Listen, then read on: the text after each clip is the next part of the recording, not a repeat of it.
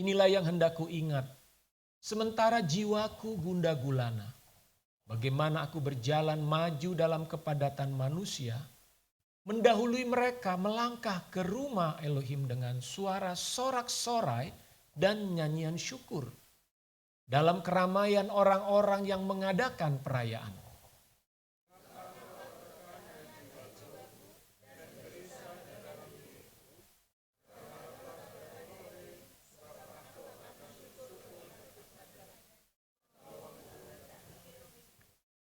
Jiwaku tertekan dalam diriku. Sebab itu aku teringat kepadamu dari tanah sungai Yordan dan pegunungan Hermon dari gunung Mizar.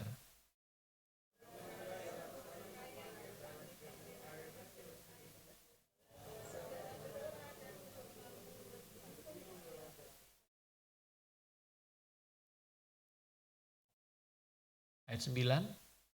Tuhan memerintahkan kasih setianya pada siang hari, dan pada malam hari aku menyanyikan nyanyian, suatu doa kepada Elohim kehidupanku.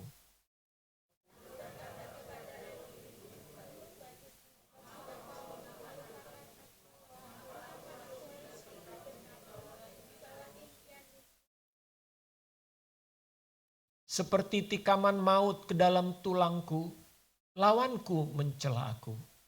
Sambil berkata kepadaku sepanjang hari, di mana Elohimmu? Ayat 12 terakhir.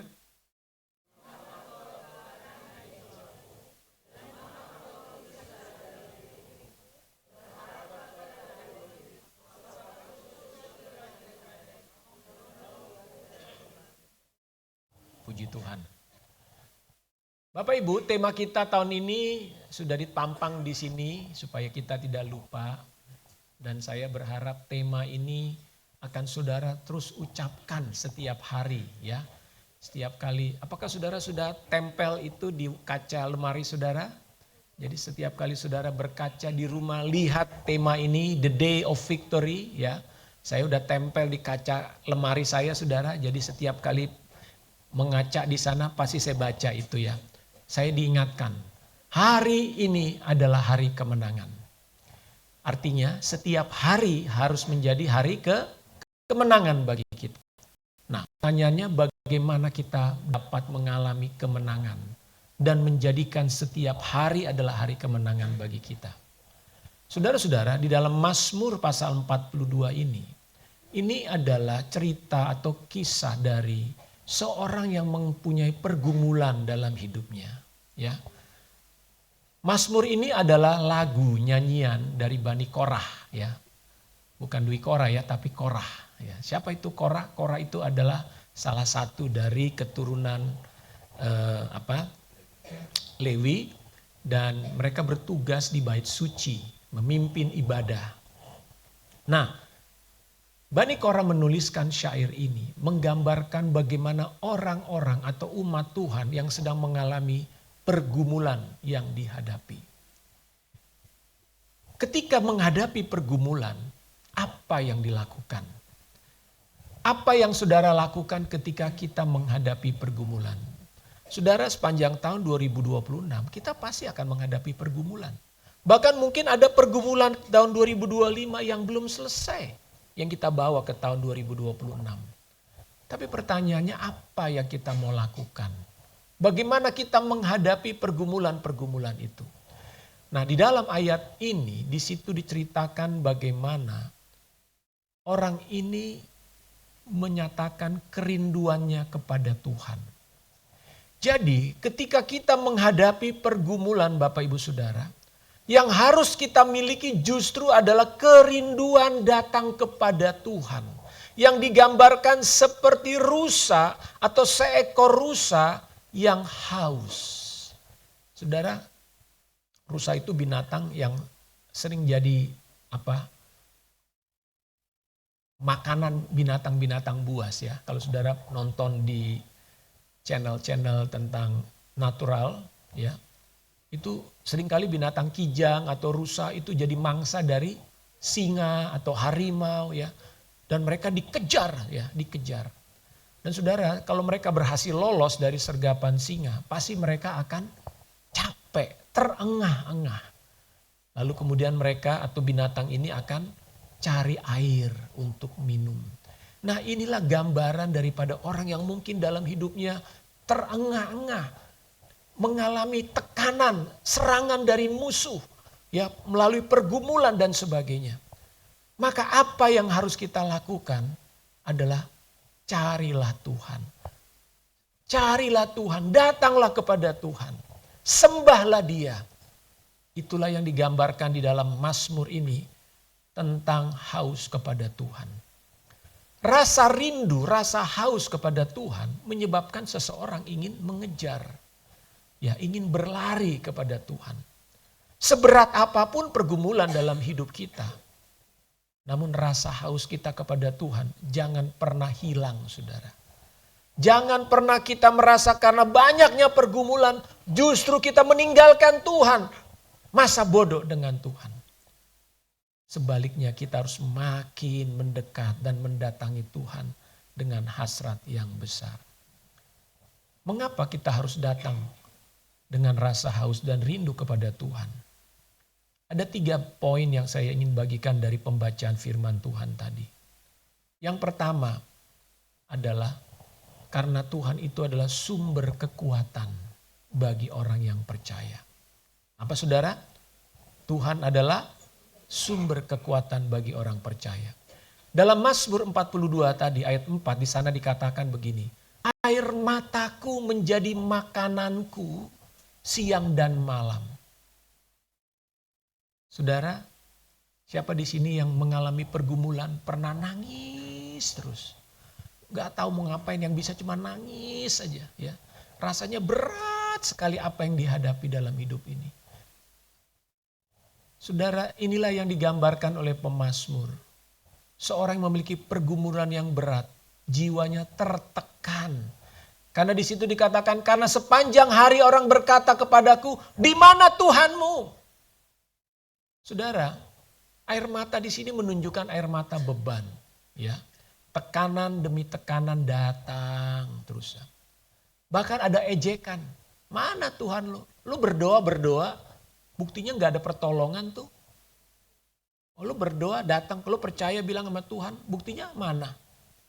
Saudara coba, kalau saudara dalam pergumulan terus ada suara yang bilang begitu sama saudara.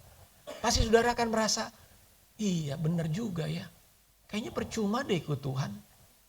Menghadapi masalah, berdoa, melayani, kayaknya kok gak ada pertolongan ya. Kok kayaknya gak ada jawaban ya. Nah, iblis akan terus menggoda saudara. Mungkin akan mulai menimbulkan rasa keraguan. Benar gak sih Tuhan itu ada? Benar gak sih Tuhan itu menjawab doa? Lalu muncul godaan. Udahlah, enggak usah terlalu sok rajin ikut kebaktian. Enggak usah sok rajin melayani. Toh kenyataannya hidupmu ya biasa-biasa aja. Begitu-begitu aja, gak ada perubahan apa-apa dari hari ke hari, dari bulan ke bulan. Saudara, itu yang dialami oleh pemazmur. Kalau saudara sedang mengalami atau pernah mengalami situasi seperti itu, saya mau katakan itu bukan barang baru. Pemazmur pun pernah mengalami ejekan. Mana Tuhan itu, mana? Faktanya nggak ada perubahan apa-apa.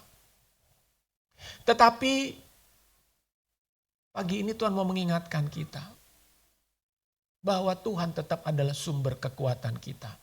Mungkin jawabannya belum datang dengan segera. Mungkin pertolongannya belum tiba sekarang. Tetapi saya pernah sampaikan kepada Bapak Ibu Saudara, kita perlu terus bertekun di dalam menanti-nantikan Tuhan.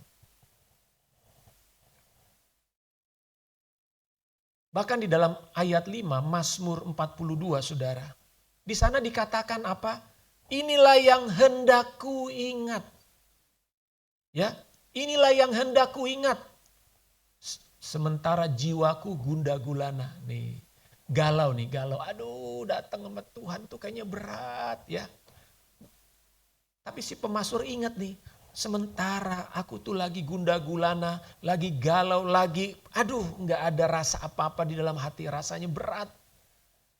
Tapi aku berjalan maju dalam kepadatan manusia. mendahului mereka melangkah ke rumah Tuhan dengan suara sorak-sorai dan nyanyian syukur. Jadi orang ini saudara, walaupun dia mengalami tekanan hidup yang berat, rasa tertekan dalam jiwanya, hatinya galau, tapi dia datang kepada Tuhan. Lalu apa yang dikatakan di sini? Rame, orang kan kalau ke gereja rame gitu ya. Orang Israel ke bait suci itu rame ya. Dia justru berlari di tengah-tengah keramaian. Dia ingin cepat-cepat sampai ke rumah Tuhan. Saudara, ini adalah orang yang rindu kepada Tuhan tuh seperti itu. Bukan orang yang lagi galau lalu loyo. Ayo ke gereja. Lu aja deh. Gue lagi gak semangat nih ke gereja nih. Berat beban hidup. Udah masalah gue berat. Gak bisa. Udah deh titip doa aja sama Tuhan. Titip doa. Nah saudara, orang kalau lagi punya masalah cenderung apa? Pengennya tidur. Betul gak? Suruh doa, males. Baca Alkitab, males. Ke gereja, boro-boro mau ke gereja. Tapi di sini si pemazmur justru berkebalikan saudara. Ketika dia justru dalam keadaan galau, orang ngejek dia terus. Mana Tuhan lo, mana? Utang lo belum kebayar sampai sekarang, mana jawabannya? Dia bilang di sini apa? Aku berjalan maju dalam kepadatan manusia. Mendahului mereka. Dia bukannya malah loyo, gue mau duluan, gue mau datang sama Tuhan. Inilah sikap orang yang rindu saudara. Yang ingin mencari Tuhan. Sekalipun beban hidupnya belum selesai, tapi dia ingin mencari Tuhan saudara. Saudara percayalah bahwa ketika kita mencari Tuhan, dia akan memberi saudara kekuatan. Jadi kalau saudara ingin menang dalam menghadapi pergumulan hidup, bukan justru jauh dari Tuhan, bukan justru jauh dan tinggalkan ibadah, tinggalkan pelayanan. Justru makin cari Tuhan. Yesaya 40 ayat 29 dan 31 berkata, Dia memberi kekuatan kepada yang lelah. Saudara ada yang merasa lelah? Menambah semangat kepada yang tiada berdaya. Tuhan, dia memberi kekuatan kepada saudara yang lelah. Ayat 30, orang-orang muda menjadi lelah dan lesu. Teruna-teruna jatuh tersandung. Kekuatan itu bukan karena kita masih muda. Saudara, kadang-kadang sungguh aneh ya ngelihat orang masih muda ya masih belasan tahun, 30, mungkin 20, 30. Sering, udah gak semangat. Ayo ke sini, udah gak semangat. Ayo pelayanan misi, udahlah kamu aja deh, udahlah aku di sini aja. Ayo kita pergi, enggak lah. Saudara, kadang-kadang saya berpikir, kenapa orang-orang lebih muda jauh gak punya semangat dibandingkan saya? Kenapa kami yang sudah senior ini justru lebih bersemangat melayani Tuhan, melakukan pekerjaan-pekerjaan yang jauh lebih besar? Saudara, jangan sampai kita masuk ke dalam generasi yang disebut generasi memble, loyo. Umur masih muda tapi gak ada semangat hidup. Nah, kuncinya apa saudara? Ayat 31, Yesaya 40. Tetapi orang-orang yang menanti-nantikan Tuhan mendapat kekuatan baru. Amin.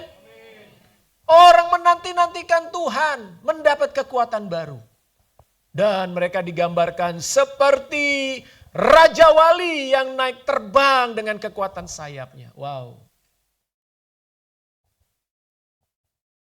Dulu ada iklan alkalin, baterai alkalin dibandingkan baterai biasa ya. Waduh, baterai biasa dipakai itu kan mainan tuh yang lompat-lompat gitu ya. Udah berhenti dia, kalau baterai alkalin masih hidup terus. Wah. Sampai ada istilah enggak ada matinya. Seperti itulah saudara orang yang mempunyai Atau orang yang menantikan Tuhan, berharap kepada Tuhan. Saya pastikan sesuai dengan firman Tuhan. Saudara gak akan pernah loyo dalam hidupmu. Usia bukan menjadi penentu. Kenapa kekuatan kita yang sesungguhnya datang dari Tuhan. Mereka berlari dan tidak menjadi lesu. Mereka berjalan dan tidak menjadi lelah. Mungkin saja fisik kita capek. Tapi semangat kita, roh kita terus bernyala-nyala. Untuk melakukan hal-hal yang besar dari Tuhan. Oleh karena itu saudara-saudara, di saat seseorang mengalami tekanan yang besar dalam hidupnya. Kalau saudara pernah merasa enggak punya lagi daya dan kekuatan. Bahkan rasanya ingin berhenti saja. Ya, apa yang harus saudara lakukan? Bukan menjauhkan diri dari Tuhan. Bukan menjauhkan diri dari pertemuan-pertemuan ibadah. Bukan menjauhkan diri dari doa. Justru saudara harus semakin datang sama Tuhan. Walaupun tubuh kita mengatakan, aduh udah gak punya kekuatan. Tapi teruslah. Yes, Tuhan Engkau adalah kekuatanku. Amin. Yang kedua, mengapa kita harus datang kepada Tuhan? Justru di saat kita sedang mengalami sebuah masalah dalam hidup ini. Karena Tuhan adalah sumber pengharapan. Apa? Tuhan adalah sumber pengharapan. Dalam Mazmur 42 ayat 6. Ya, poin yang kedua di sana dikatakan, mengapa engkau tertekan hai jiwaku dan gelisah di dalam diriku? Berharaplah kepada Tuhan. Kalau jiwamu sedang tertekan, kalau semangatmu lengah sedang patah, saudara harus bilang kepada dirimu, berharaplah kepada Tuhan, jangan berharap pada manusia. Ya, saudara berharap pada seseorang, bisa bantu saya enggak Pak? Saudara berharap kepada seseorang, tolong anak saya Pak. Tapi ketika orang itu tidak memberi pertolongan, saudara jangan patah arang. Tapi teruslah berharap kepada Tuhan. Lalu dikatakan, sebab aku akan bersyukur lagi kepadanya, penolongku dan Elohimku. Saudara, pengharapan itu penting bagi semua manusia. Apa sih pengharapan? Pengharapan sederhananya gini. Pengharapan itu adalah iman yang divisualisasikan. Iman yang diimajinasikan. Oke. Pengharapan itu adalah iman yang kita lihat. Nah, yang bisa kita gambarkan di dalam mental kita, itulah pengharapan, saudara. Seseorang yang memiliki pengharapan adalah orang yang terus-menerus memvisualisasikan dalam pikirannya bentuk-bentuk positif apa yang dia inginkan. Nah, itu namanya pengharapan, saudara.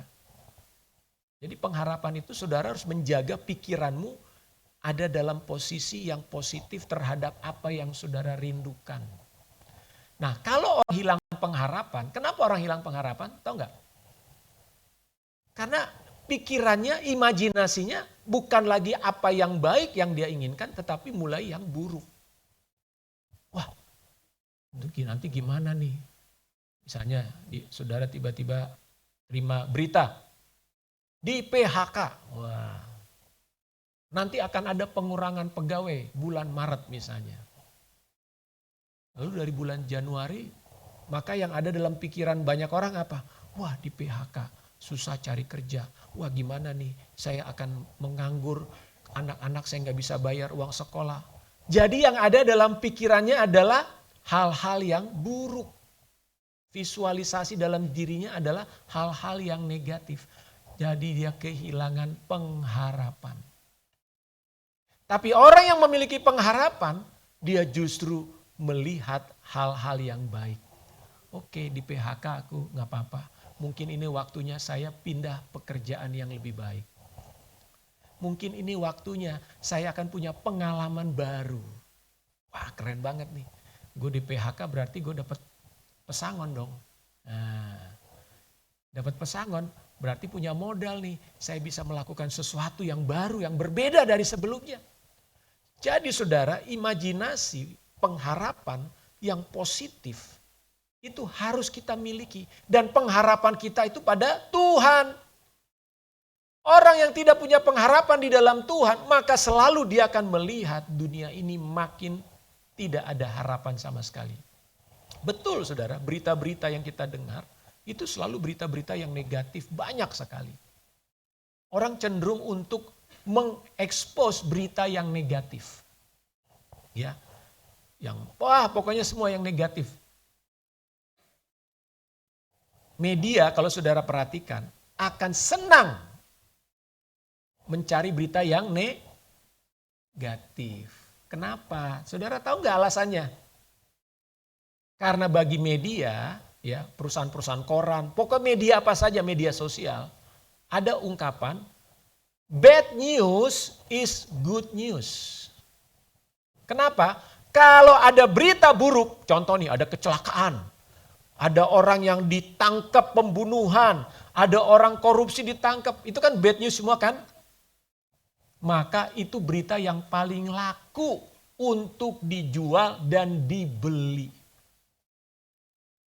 Tapi coba ada berita, orang Indonesia berprestasi.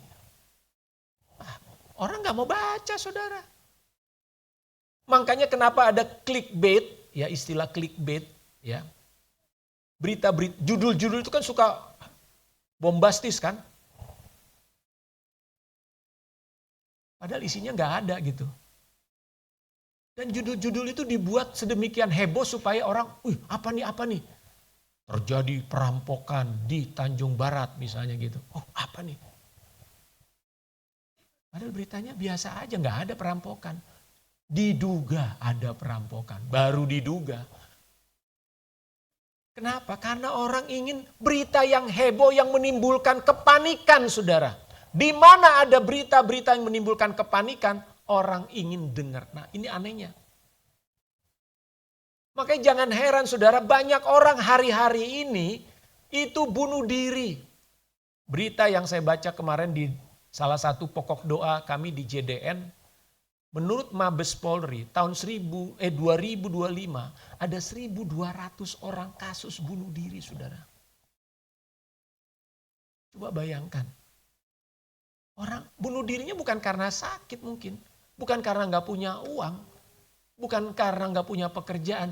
Tapi gak punya pengharapan. Orang kalau udah gak punya pengharapan, pikirannya udah gelap. Betul gak? Dia gak lihat lagi besok. Yang dia lihat, aduh udah gak tahu mau ngapain lagi. Mungkin dia akan benturkan kepalanya. Dia mungkin akan coba tabrakan dirinya. Dan sebagainya, dan sebagainya.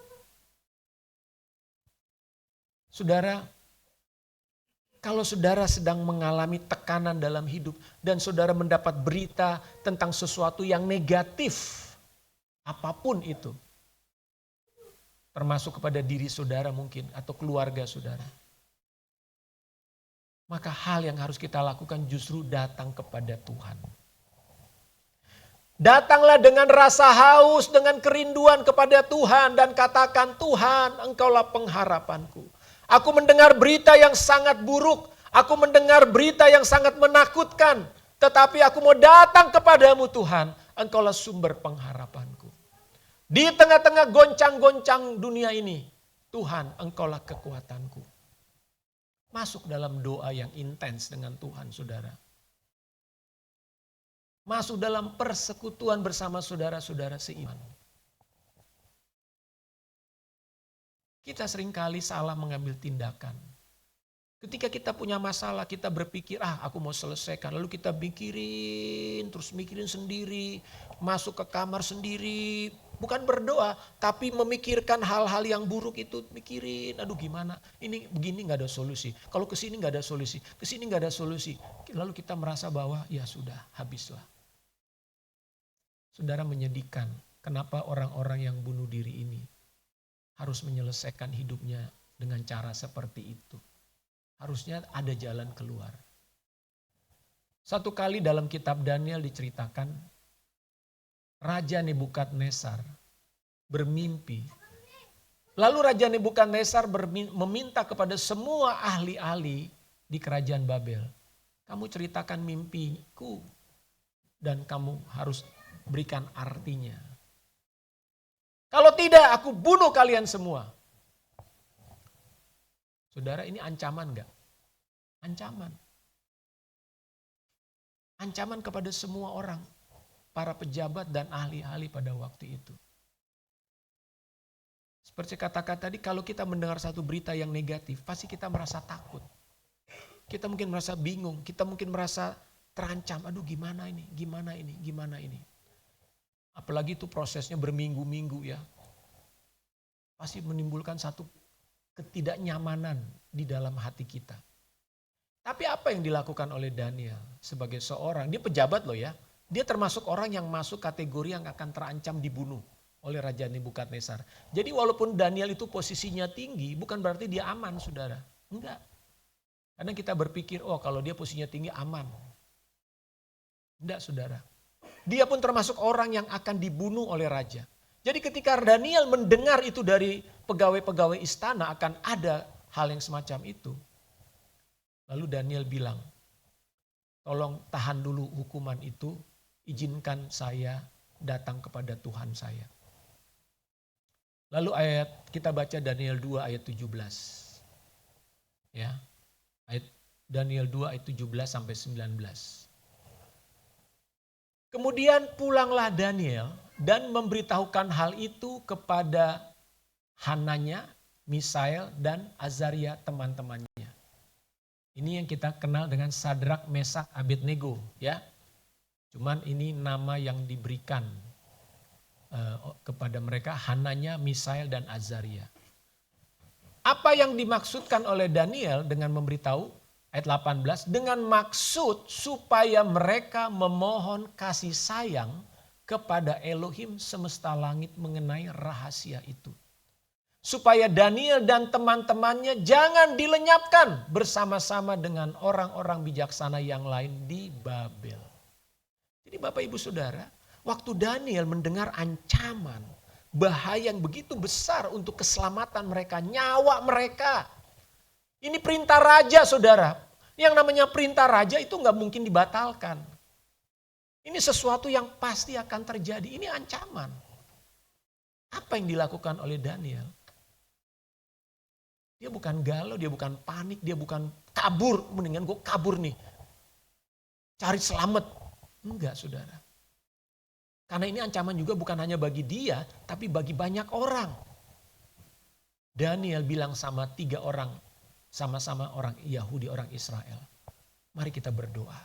Mari kita datang kepada Tuhan. Mari kita mencari wajah Tuhan. Mari kita berseru kepada Tuhan. Bukan lari dari masalah. Bukan menghindar dari masalah. Tapi hadapi masalah itu dengan datang kepada Tuhan. Ayat 19. Maka rahasia itu disingkapkan kepada Daniel dalam suatu penglihatan malam. Lalu Daniel memuji Elohim semesta langit. Saudara lihat, Tuhan itu sumber jawaban. Dia adalah pengharapan kita. Ketika engkau merasa bahwa dalam hidup ini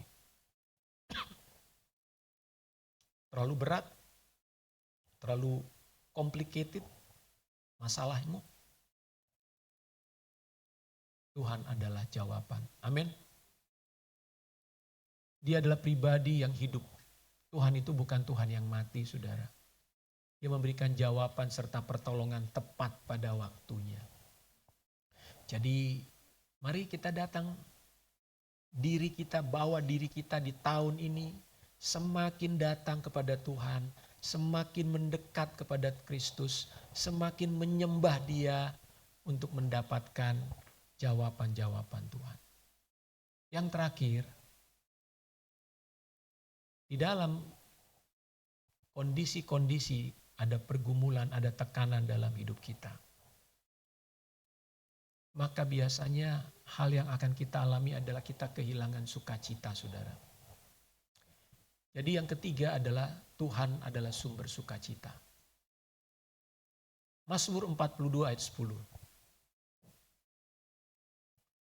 Aku berkata kepada Elohim gunung batuku, mengapa engkau melupakan aku? Mengapa aku harus hidup berkabung di bawah impitan musuh? Nah, saudara, bagaimana keadaan kita, respon kita ketika kita ada dalam pergumulan? Apakah kita banyak kehilangan sukacita dan damai sejahtera? Berapa sering kita kehilangan sukacita karena kita membiarkan masalah itu menghimpit jiwa kita dan merampok sukacita di dalam diri kita. Saudara, sukacita itu adalah keadaan hati yang merdeka dari tekanan. Masalah boleh ada, tapi sukacita di hati jangan hilang. Gimana caranya, Pak? Kalau udah lagi masalah, pasti kita akan merasa tertekan, betul nggak? Ya, kalau kita sedang ada masalah, pasti kita akan merasa jiwa kita nggak bebas. Nah, biasanya suka kelihatan nih, orang yang jiwanya bebas sama orang jiwanya yang tertekan, kelihatan kadang-kadang di ibadah ya. Mari bersukacita, ya, WL udah bilang, mari kita bersukacita. Ya lu aja. Mari kita bertepuk tangan. Aduh, ngangkat tangan tuh berat banget. Kayak ada 20 kilo kanan kiri nih. Aduh, berat. Ya, angkat tangan aja nggak bisa. Saudara tahu nggak kenapa kita ini disebut aliran Pentakosta karismatik? Saudara tahu nggak kenapa? Hah? Kenapa saudara? Kenapa sih disebut gereja-gereja seperti kita ini disebut gereja aliran Pentakosta dan karismatik? Kenapa? Hah? Salah satu sebabnya apa? Karena kita bertepuk tangan nyanyi. Mohon maaf kalau saudara nggak tepuk tangan, jangan-jangan saudara salah gereja. Iya, mungkin harusnya saudara bukan gereja di sini. Kenapa? Karena memang orang karismatik, orang Pentakosta itu nyanyi tepuk tangan, saudara. Bukan tradisi, karena kita percaya Alkitab mengajarkan, bersorak-sorailah bagi Tuhan, bertepuk tanganlah bagi Tuhan. Kita ajarkan jemaat, nyanyi tepuk tangan, ya tepuk tangan. Kalau saudara nyanyi tepuk tangan aja nggak mau, mungkin saudara bukan anggota gereja Pentakosta, bukan karismatik. Lah, apa hubungannya Pak dengan iman? Loh, ada hubungannya. Jangan saudara pikir tepuk tangan itu hanya sekedar tradisi, bukan. Alkitab ajarkan. Sukacita kita dinyatakan ketika kita bertepuk tangan. Lah, orang dunia aja tahu kok. Coba lihat. Orang nonton konser, tuh, sukacita. Come on! Come on, kan gitu kan artis-artis, come on. Ini bayarnya udah 5 juta VIP nih, come on. Lo ngapain nonton konser bayar 5 juta kalau cuma diem gini doang, rugi.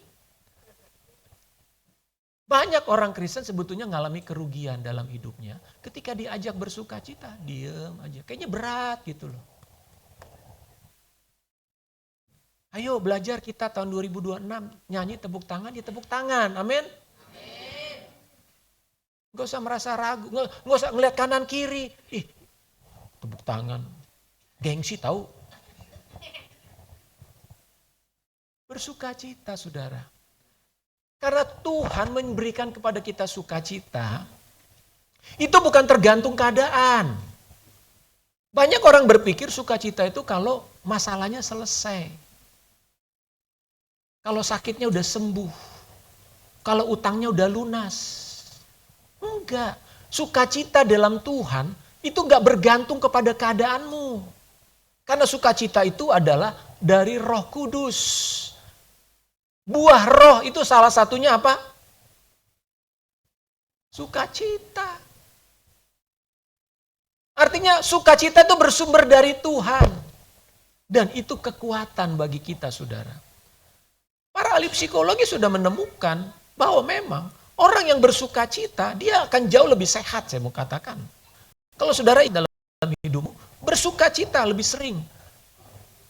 Walaupun masalahmu masih ada, walaupun kamu sedang sakit, bersukacitalah dalam Tuhan. Sakitmu akan jauh lebih cepat sembuh. Jadi jangan kita balik ya. Tunggu gue sembuh, baru gue bersukacita. Tunggu ulang tahun, baru gue bergembira. Tunggu nanti naik gaji, baru aku bersyukur sama Tuhan dan bergembira. Enggak, sukacita enggak ditentukan oleh itu, saudara. Sukacita lahir dari hubungan kita dengan Tuhan, pengenalan kita akan Tuhan, pengertian kita akan firman Tuhan. Sumber sukacita itu ada di dalam. Kalau saudara selama ini belum mendapatkan itu, berdoalah, datanglah sama Tuhan. Tuhan, berikanlah aku sukacitamu. Berikanlah aku sukacitamu, Tuhan. Makanya Raja Daud bisa menari, melompat. Dan saudara tahu, Tuhan senang gak dengan Daud? Senang. Karena Daud bersukacita melompat-lompat di hadapan Tuhan. Dia raja loh. Ya. Tapi banyak yang ngejek dia. Sama seperti ngejek Pak Prabowo kan, gemoy, gemoy. Tapi orang seneng gak? Seneng. Yang gak seneng siapa? Yang sirik. Yang kalah gak seneng. Iya. Pendukung Pak Prabowo seneng, gemoy, gemoy. Wah. Lalu orang bilang, kan dia presiden. Masa presiden nari-nari gitu sih? Sama seperti Daud, saudara. Daud itu juga diledek. Bahkan istrinya meledek dia. Ih, bikin malu. Raja kok nari-nari begitu. Daud bilang, emang gue pikirin. Gue mau nari lebih gila lagi buat Tuhan. Kalau buat Tuhan mah nggak usah mikir. Berikan segenap kekuatan, tenagamu. Itulah kasih kepada Tuhan, saudara. Kalau saudara mikir, berarti saudara pengen dilihat orang. Saudara masih melihat apa pendapat orang. Kalau untuk Tuhan, berikan yang terbaik. Kalau itu dari hatimu, Roh Kudus meluap-luap di dalam hatimu, saudara. Jangan tahan. Dalam Kisah Rasul, murid-murid yang berdoa dalam bahasa roh dibilang, ih pada mabok nih, ngomongnya ngaco nih.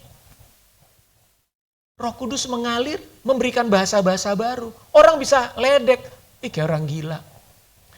Saya suka sedih ya, saya suka lihat di IG ada pendapat mengatakan, oh kalau bahasa roh itu harus begini, bahasanya begini. Saya bilang, kamu udah dalam hati saya, kamu ngalami gak bahasa roh? Kalau orang belum pernah ngalami bahasa roh, lalu dia membuat teori tentang bahasa roh, nggak mungkin, saudara, nggak nyambung, saya bilang. Nah, seringkali kita tidak mengalami lawatan Tuhan, sukacita, karena kita terlalu banyak mikir, mengikuti pertimbangan orang, pendapat orang. Teman nanti bilang apa, teman nanti bilang apa. Sehingga kita nggak merdeka di dalam Tuhan.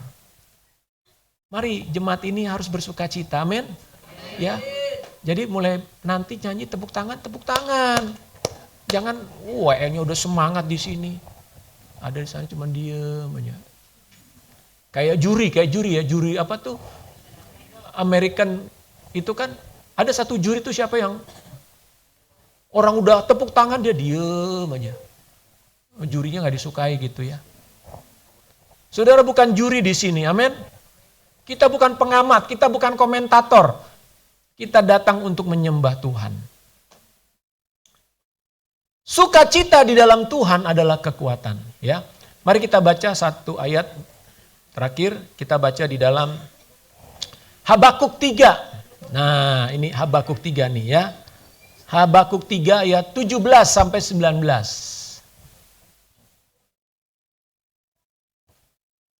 Nah, ini kondisi nih, ini kondisi ya. Sekalipun pohon ara tidak berbunga, pohon anggur tidak berbuah, hasil pohon zaitun mengecewakan. Ladang-ladang tidak menghasilkan bahan makanan, kambing domba terhalau dari kurungan, dan tidak ada lembu sapi dalam kandang. Ini kondisinya gimana, saudara? Happy nggak nih? Bayangin nggak, panen nggak ada, kambing-kambing Artinya hasil usaha habis semua. Apakah ini waktu yang tepat bagi orang untuk berduka cita, bersedih? Betul, ini alasan. Ya gimana Pak mau bersuka cita? Habis semua. Mungkin bagi saudara-saudara kita yang ada di Sumatera, ini alasan bagi mereka untuk ya udah kita nggak ada harapan. Habis rumah, habis ladang, semua sudah habis. Itu terjadi saudara. Ketika kitab Habakuk menubuatkan ini. Tetapi sekalipun kondisi seperti itu, ayat 18. Nah ini kontradiksinya. Namun aku bersorak-sorak di dalam Tuhan. Beria-ria di dalam Elohim yang menyelamatkan aku. Jadi sukacita kita tidak tergantung pada keadaan saudara. Karena kita punya Tuhan. Kita datang kepada Tuhan. Lalu dikatakan ayat Elohim Tuhanku itu kekuatanku. Ia membuat kakiku seperti kaki rusa. Ia membiarkan aku berjejak di bukit-bukitku. Artinya rusa bisa tetap melompat-lompat ya. Bersukacita dia pergi ke tempat-tempat yang tinggi. Berjejak kaki di bukit-bukit. Jadi keadaan tidak pernah membuat kita kehilangan sukacita saudara. Katakan kepada jiwamu, hai jiwaku mengapa engkau tertekan? Bangkitlah. Bangkit. Jangan engkau putus asa, jangan engkau kehilangan pengharapan. Jangan engkau menjadi lemah. Bersukacitalah di dalam Tuhan. Sekalipun mungkin saudara sedang mengalami atau pernah mengalami kerugian demi kerugian, kehilangan demi kehilangan hal yang berharga dalam hidupmu. Tuhan penyelamat saudara. Dia akan menggantikan apa yang hilang itu. Waktu komsel kemarin, ini ada kesaksian dari salah satu anggota jemaat. Mereka kena tipu, ya, kena tipu waktu bangun rumah ratusan juta saudara. Secara manusia pasti sudah hilang uang itu. Ya kena tipu, ya sudah dicoba di berbagai macam usaha untuk dilakukan untuk pengembalian, tetapi ternyata tidak bisa. Jadi setiap komsel selalu pasti minta didoakan. Pak Parda, Bu Odi tolong doakan ini supaya uangnya dikembalikan dan sebagainya. Sampai kemudian waktu yang lalu terakhir saya bilang, dia bilang gini, sebetulnya uang itu udah hilang, tapi faktanya rumah mereka tetap terbangun. Artinya kerugian itu sebetulnya sudah Tuhan ganti gitu loh. Cuman seringkali kita nggak menyadari, kita anggap kita masih rugi, betul kan? Karena ini uang udah hilang, kita maunya kembaliin dong uangnya, itu pencurinya biar bertobat, kembalikan. Faktanya itu sudah, rumahnya sudah terbangun.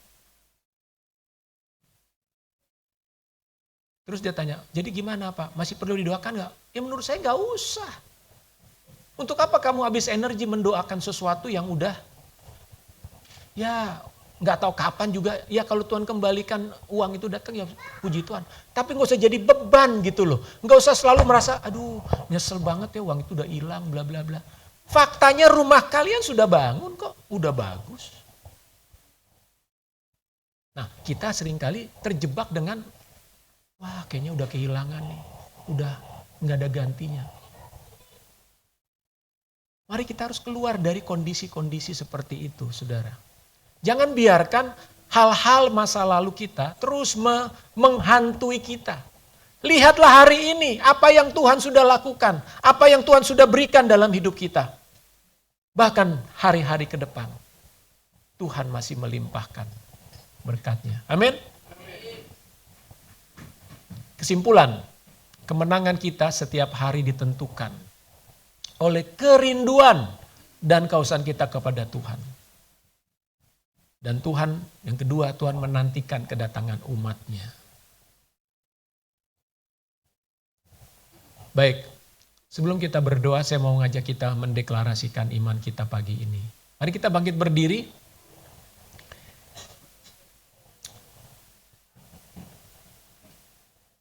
Biarlah deklarasi iman ini menjadi sesuatu yang kita percayai ya.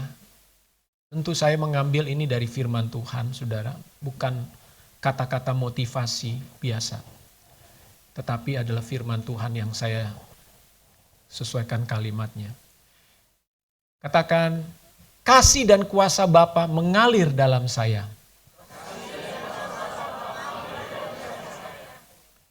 Yesus telah mati dan bangkit mengampuni dosa-dosa saya.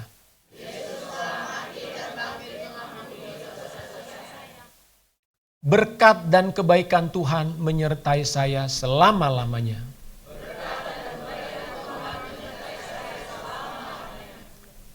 Roh Tuhan mengurapi saya untuk menjadi saksinya. Saya hidup dalam kemenangan setiap hari. Amin. Haleluya, beri tepuk tangan untuk Tuhan. Baik, mari kita tundukkan kepala, kita berdoa. Biarlah kita akan masuki di dalam minggu-minggu ini, bulan-bulan ke depan dengan penuh pengharapan kepada Tuhan. Haleluya.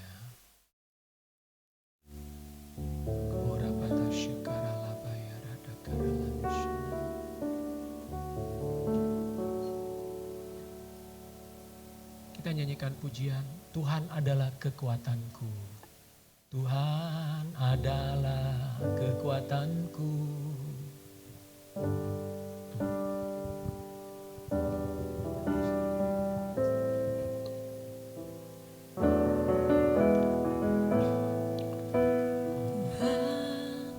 Tuhan adalah kekuatanku. Bersama dia ku tak akan goyah.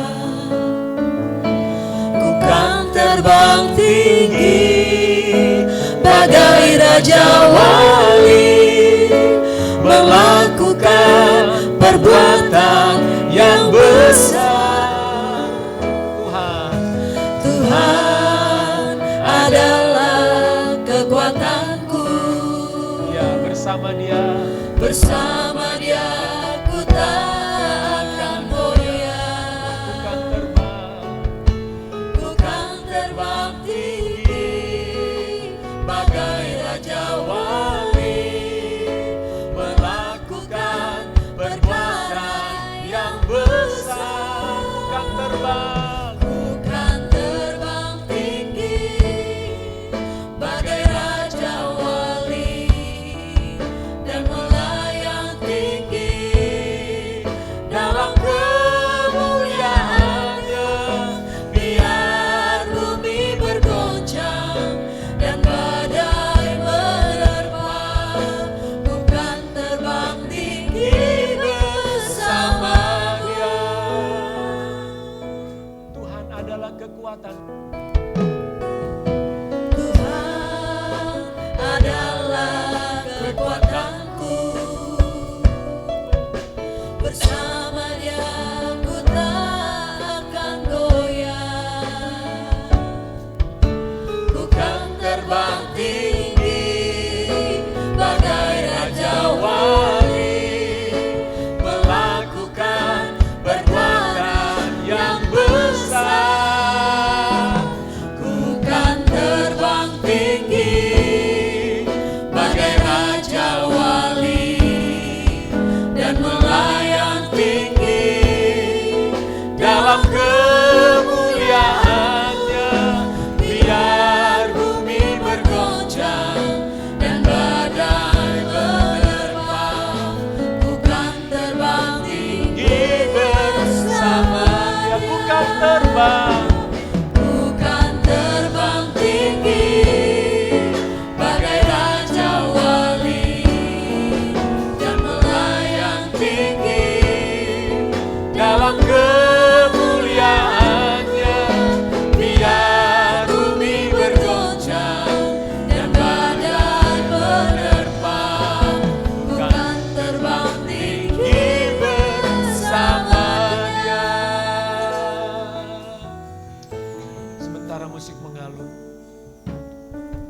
Mari kita masing-masing berdoa kepada Tuhan. Berharaplah kepada Tuhan. Pandanglah wajah Tuhan. Dapatkan kekuatan dari Tuhan melalui persekutuanmu dengan Dia. Apapun kondisi saudara hari ini, mari pandang wajah Tuhan. Ketika Tuhan menyinari wajahnya dengan saudara terhadap dirimu, disitulah kau akan mendapatkan kekuatan. Disitulah kau akan menerima pengharapan. Disitulah kau akan bersuka cita. Mungkin keadaanmu belum berubah sampai hari ini, tetapi pengharapanmu jangan hilang.